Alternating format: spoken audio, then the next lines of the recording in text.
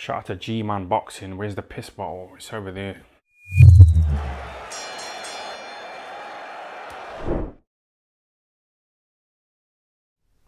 Alright people, review of the week time. Hope we're all well this Sunday evening. A lot of fights on over the weekend and there's quite a bit to talk about. It's kind of a case of where do you even start, because we also had the zone card yesterday, we had the cards in America, we had this, it was in Spain, we had the Spanish card that was on the Friday. I think let's start with the Friday card. Okay, so James Metcalfe versus Kerman Laheraga. Now, Metcalfe's always a fighter I've had a bit of a soft spot for. Alright, he's the son of Shane Neary, and he's got a very, very fan-friendly style. I find him actually quite entertaining to watch. I remember against Cheeseman, just to interject here, Metcalfe for the longest time was a Frank Warren fighter. He was fighting on Queensberry cards up until he knocked out Wellborn back in 2019. And I don't recall him ever actually signing with Hearn officially, but he is I'm judging by the fact that his last few fights have all been on the zone, including this one. Eddie Hearn actually even flew to, I think it was was it in Barcelona or Bilbao? Because I know Laheraga is big in Bilbao. Where was it? It was in Bilbao, yeah. I know Eddie Hearn actually flew over and then flew back to the UK. Now, this was a good fight. This was a really, really good fight. The scorecards were quite close. They all had Metcalfe winning. It was a UD. Laheraga in Spain. Look, Laheraga is a fun fighter to watch, and it kind of, when I say that there's a universal problem in boxing, with the word corruption, you only have to look at some of these shows that Laheraga's been on, and you'll see there's a massive issue. And like, bear in mind, right? This is in Spain. I remember it was Laheraga, and there was a knockdown in this fight that wasn't called. That was a knockdown. Again, it wasn't the Jack Flatley fight. It was the Jez Smith fight, where Jez Smith was stopped, in my opinion, very prematurely by the referee, and he let Laheraga away with loads. We've seen a few times, and that card especially, that card where he beat Jez Smith, that actually was headlined by Sandor Martin, and we've seen some absolutely farcical officiating on that card. This was a little bit better, but I felt James Metcalfe did do enough to win. I was really surprised. Like, again, they say that he actually got the nod. Thankfully, he did. The right guy did get the decision, but that's how bad it can be sometimes when you're dealing with any country in the world of boxing. I mean, when you are it says a lot when you're the away fighter that you really have to. They say wrestle the title away from the champion. There was only a trick at the WBA title on the line in this fight, but you literally do. I mean, you literally have to do everything, because, I mean, a lot of times, you're down on the scorecards before a punch has even been thrown. So, credit to Metcalfe. We'll see. Laheraga is entertainment. He really is. He's a very entertaining fighter. So, there'll always be a bit of... He's not going to get the world honours, but he's always going to be an entertaining fight. He's a good European level. He's a good test for guys at European level. That's his level. If you're not good enough, you won't be getting by Laheraga. Put it like that, on your way to world level. In terms of what we're on the zone, may as well stick with it. In terms of last night's card, obviously I didn't cover it. I went out with my friends instead. I went and had a few drinks with my friends. I had a good night. I had a fun time. So I did watch some of the fights while I was out with them. I only watched the Babage fight and the Buatsi fight. Now, obviously, when you're out and about, you're not going to get the full... There's no commentary. You're not going to watch it. So I watched it. Officially watched it today. We'll start with the Babage fight. Now, Babage was down... Oh man, he was down like in the first couple of seconds of that first round. And interesting, here's the bit I find very interesting, right? This was a 10-rounder. Now, someone wants to correct me on this, but I'm nearly sure that going into this fight, or this week, the fight week, this was actually down on, certainly on BoxRec, it was down as a 12-rounder. I'm not sure if there was a WBA Tricket title. I believe this was at Bridger weight. So maybe they did chuck something on the line for that. But Babage got that win. This guy he beat, Adam Balski. His only loss was down at cruiserweight, and it was against Marius.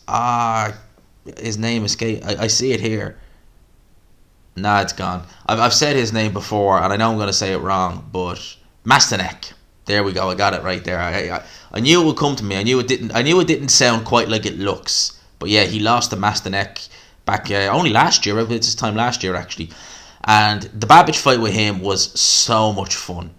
I mean, like the scorecards 95, 93, 90. The 97, 91 ones are a little bit like he had a success in there, but Babage went to 10 rounds for the first time. He was buzzed at the end of the 9th round.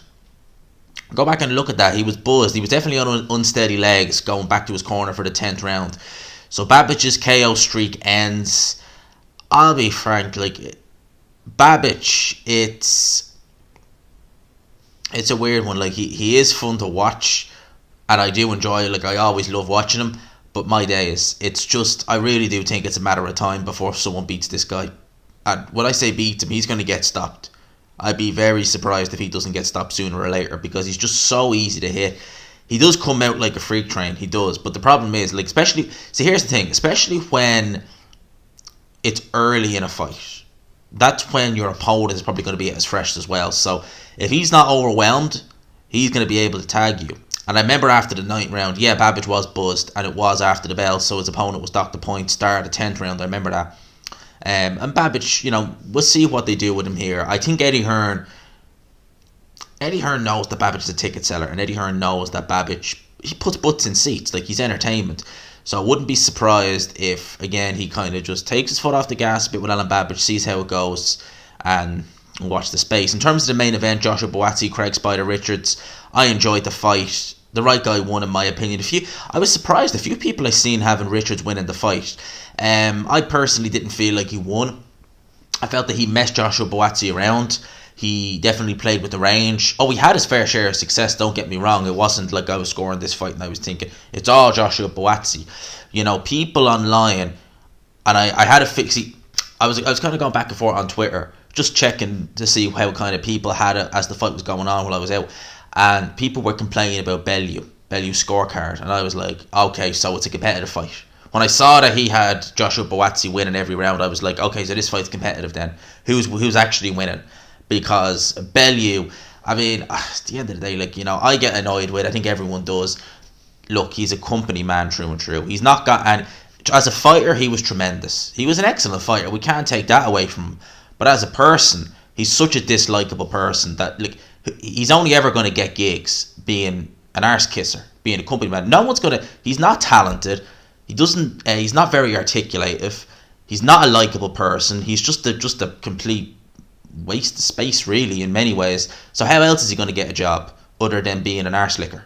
It's the only thing. I kind of feel bad for him in a way because he's got no discernible talent. So how is he going to get anything unless he's a company man? No one's going to want to employ him. Because to be just like, you're unremarkable. So yeah, great fighter, but as a person, you're just unremarkable. You're just an average Joe.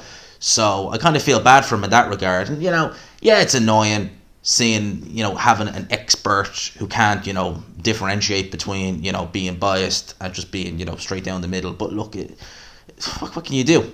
You can do that. Eddie Hearn has chose safety first with that, and unless the zone decide, because I know the zone gets tagged a lot. When people complain about him, unless they say, look here, we can't keep having people tagging us and this saying he's crap. Look, it is what it is. In terms of the fight, right. Buatsi showed me things in this fight. He did. He showed me that his inside work is tremendous, and he's always had quite a good inside game as Joshua Buatsi. That's one thing you got to say about him. He's always had a good inside game, which is rare because if you look at British fighters, how many of them can actually box and fight well on the inside? Very few. I just think of names like AJ's inside. Now I know AJ's a heavyweight, but AJ's inside game isn't terrible. But you look at someone like Kell Brook, no inside game to speak of. You look at other fighters as well. It's something that's not really taught much of in kind of boxing circles. It's the art of fighting on the inside. But Buatsi can do it, and he can do it quite well. And he had a lot of success in there against Richards, just bringing it up close range. And I did kind of feel like, especially when we were talking, Richards is a long range boxer, as you can tell. Spider, when he gets mid to close range, that's really Joshua Buatsi's domain. It's really where he did his best work, and he buzzed Richards a few times in this fight. Richards was able to get to the 12th round. survived this fight, and I think I had it 8 rounds to 4. There was, you could maybe give an extra round there to Richards if you wanted. There was a couple of close rounds, like even the first round. I mean, like there was good work from both guys there. But I kind of felt Buatsi did more of what he wanted to do in the rounds, and I think he just outworked Greg Richards for large parts, and that was what won him the fight. Eddie Hearn has been talking about bringing Buatsi up to world level now. If Canelo doesn't fight Bivol, he'll put him in there with Bivol.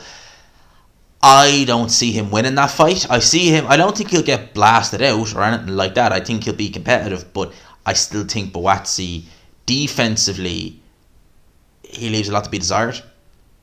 He really does, and I just don't. I think that needs to be tightened up, and I think maybe Virgil Hunter maybe knows that because Virgil Hunter's very good at teaching fighters how to be defensive, but I think maybe he needs to work. He feels anyway he needs to work a little bit more with Buatsi just to bring that out. And Buatsi is a good. I want to say he's a year off, probably another year off going in at the deep end for world level. In terms of some of the other fights that were on the other night, Top Rank ran a card. Jamal Herring bowed out with the sport. I felt that he should have really bowed out after the Carl Frampton fight. He lost, obviously, to Shakur. I didn't give him a chance in that fight. And I forget the guy's name he lost to, but he lost on points. He was fighting back at 135 pounds again. I think there was something made. About the day after weigh-in that apparently was it Herring? I know someone was complaining over the weekend that someone missed an IBF check weight the next day. It might have been that, I'm not sure. But he bows out after that.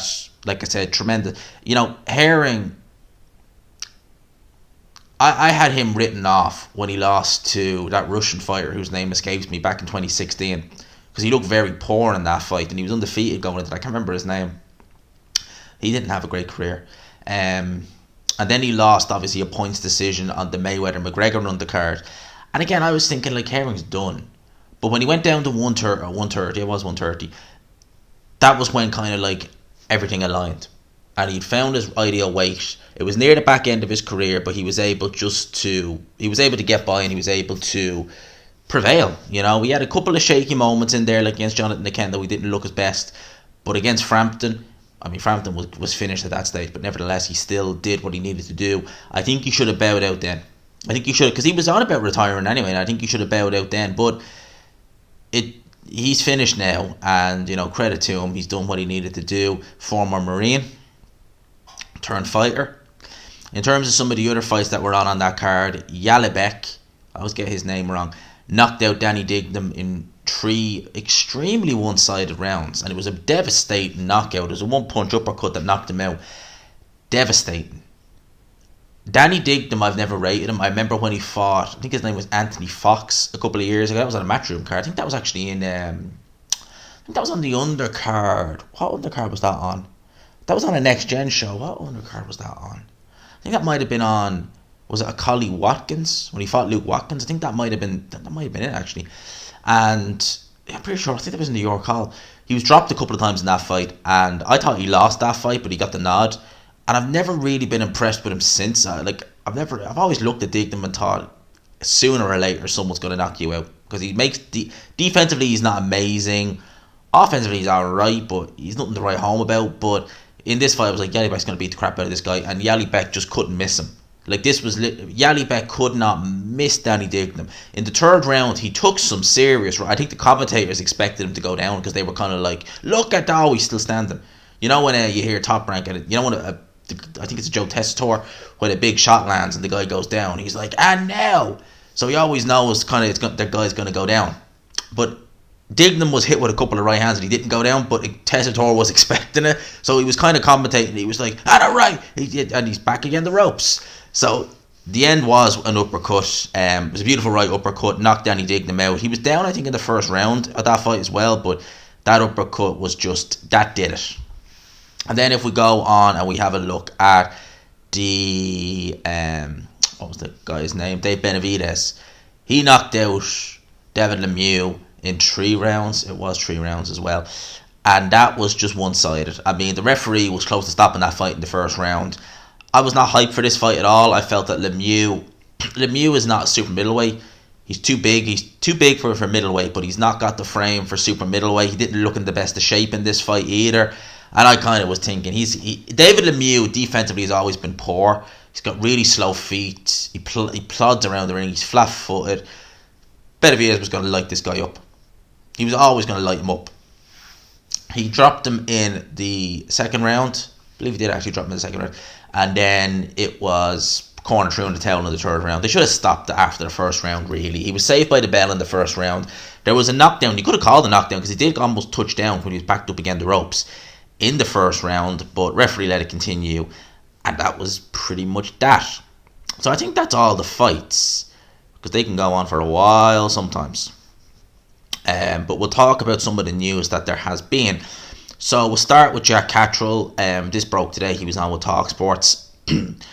I do believe there's only one fight for Josh Taylor at 140. That's against me. Ultimately, he cannot fight Jose Zepeda. He cannot go and fight Jose Zepeda. If he does, he's not a man of his word. The fans are calling for it. Let's get it on. And he's also been very critical of the WBO for not reinstating him as mandatory challenger. And I 100% get that, and I think that that's fair. As I said last week, Jack Catterall is a tremendous fighter. He definitely proved to me that he belongs at world level. I kind of was always thinking that he's European, but he's definitely better than that. But Jack Catterall is not a cash cow. He doesn't bring really anything. He doesn't bring anything to the table, really. He's not a big draw. He doesn't bring, bags of money to the table. So for these sanctioning bodies, when they get up in arms and they're ordering rematches, normally it's because there's money involved. I'll give you an example, like the Fury Wilder situation. The first fight, that wasn't as bad as this. Like, that was a draw. I felt Fury won. But it was like Wilder wasn't out. Wilder wasn't getting beat from pillar to post. Wilder wasn't dropped. Wilder dropped Fury. It was competitive. It was a very competitive fight. Although I felt Fury won, it was competitive. Wilder made it competitive with his power. So I didn't really... That was a fight that when they did order a rematch, I wasn't surprised. There was a lot of money on the table, but it didn't surprise me. But that wasn't as bad as Jack Catterall versus Taylor. No sanction. The sanction bodies are just kind of like, you don't bring us any money, so what's the point? We're not going to have this ran back again because you don't bring us any money. If this was, we'll say, I think of a cash cow at one. Probably if it was Jose Ramirez, decent amount of money anyway. If it was someone like him or Teofimo Lopez that Josh Taylor got a gift decision over, they'd probably all four of them would order a rematch straight away because there's money to be made. Whereas this, they're probably looking at it and thinking, there's not really much money to be made from Jack Catterall. No disrespect to him, but it's just that way, So it's unfortunate, and I do think he deserves another crack. But likelihood is Josh Taylor is going to take that Jose Zepeda fight, and I don't know. I really don't know what's going to happen with Jack Catterall. I don't know. No, I hope he gets a crack. I really do. Jamal, I should say, has entered the pound for pound rankings now. So he's in at number 10. I believe he replaces...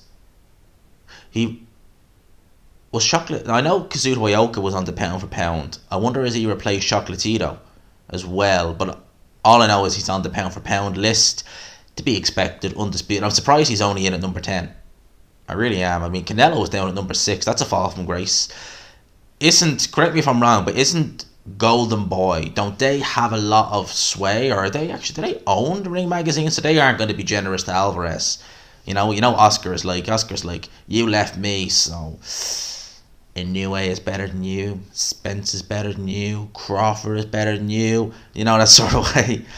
I really don't put much stock in pound for pound, to be honest with you, because it can be so subjective. It really can be. Like, some people are just like, he's definitely pound for pound one. I'm just like, whatever you say. Eddie Hearn has revealed that he's actually spoken with Billy Joe Saunders. Now, he's spoken with his team, about potentially getting them back in the ring in September, October. John Ryder rematch is the fight he would like to have next. Interesting. I'll be frank, I can't see Saunders fighting again. Unless he... Right, I've said it once thing. I could see him fighting again a Triple G or a Eubank, but not a John Ryder. And Billy Joe fighting in September, October, that's asking a lot because God knows how much he's weighing and God knows how much he's going to have to take off. So I think that might be wishful thinking from Eddie Hearn.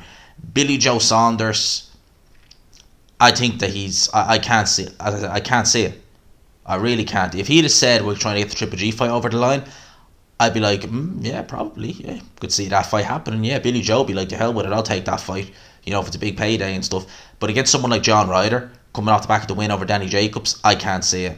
Personally, I can't see it. And actually, speaking of Danny Jacobs, wasn't he meant? So, Jaime Munguia, they announced during the week that he's going to fight that Jimmy Kearley guy at super middleweight. Wasn't Danny Jacobs supposed to, or they were in talks for Danny Jacobs and him to meet at like 164?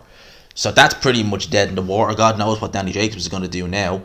But look, the WBC have announced that they've now cancelled their ordered fight between Ryan Garcia and Isaac Cruz, because both fighters had prior fights scheduled. So you could just reschedule it, or you could just change the date and say, right, we'll order it to be done by December, November. Alright. AJ on Alexander Usyk. This is the first time in my career I'd say we were specifically working to a game plan. I've based a lot of my success on raw ability. Raw ability wasn't enough, so now I'm going to try out this game plan training and see how it goes. Well, wasn't the game plan with Ruiz to just stick and move? Look, AJ versus Usyk, likelihood is that that's going to be happening in July, probably in the Middle East. I can't see AJ winning that fight. I can't see it. I can't see him winning that fight. If he boxes with Usyk, he's not going to win. If he puts it on Usyk, it gives him a better chance to win, but that could backfire spectacularly. He really needs to try and get him out of there early. If he doesn't, that could backfire dramatically. Here's something that I seen that I actually thought was very interesting. Devin Haney's father, Bill Haney, won't be travelling to Australia with his son for the Kambosos fight. I believe Ben Davison isn't allowed in Australia either because of the whole El Chapahan situation. But I saw people saying that Haney shouldn't take this fight now because his dad's not going. That's not fair. What? It's like, what? The guy wants to be undisputed champion. Obviously, it's not ideal, but hasn't Fury had to do that repeatedly? Go to the States without his dad. In fact, didn't he have to go to the States when he was being trained by Peter Fury without Peter Fury in his corner because both of them had convictions? I don't think it's too much to ask for a fighter to do that. I think that's just some people just thinking, how dare they, Devin deserves this, that, the other. But it's like, what about Tyson Fury? Oh yeah, well, his dad and Peter, they shouldn't have been allowed in the States. Yeah, you can never please this. People are always going to look for something to complain about. It's always like that. In terms of other news, and this one's an interesting one. Chisora versus Kownacki in 2022. Did I ever think I'd say that? That's being talked about for July the 9th.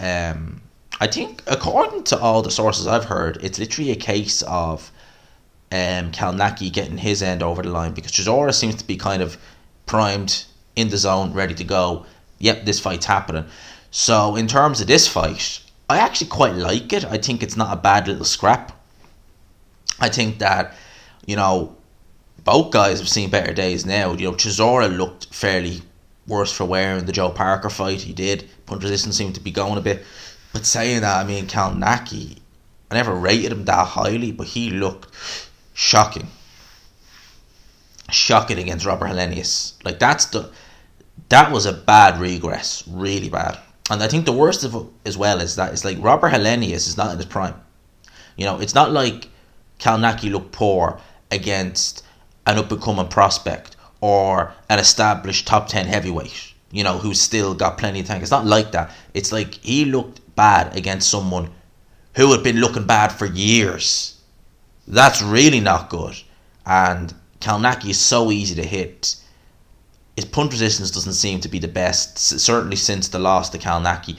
I can't see anything other than Chisora win. However, I can see a fun, entertaining fight because both guys come forward to throw a lot of punches. It's going to be fan-friendly. But I can't see anything other than the Chisora win. I really can't. So I think that is pretty much it. I don't want this to go on too long, so I want to get this up tonight. I was going to do a live stream today, but I went with my friends to watch the football, so I got home late. So we'll do it tomorrow evening. We'll have a chat about about everything, the fights that happened the weekend. We'll do a bit more in depth, and we'll see how we go from there. For now, lads and lassies, I hope you enjoyed that fight. I have something as well planned that I'm trying to get finished this week. Another little, it's not really a documentary, but it's something different. So we'll see how that goes. Watch the space with that. It'll be late on in the week when we get that finished, hopefully. And we'll see how we go from there. So people, I'll leave you with that. I hope you enjoyed it. Smash the like button if you could. Help your boy out. Subscribe if you haven't already. I'll talk to you. Peace.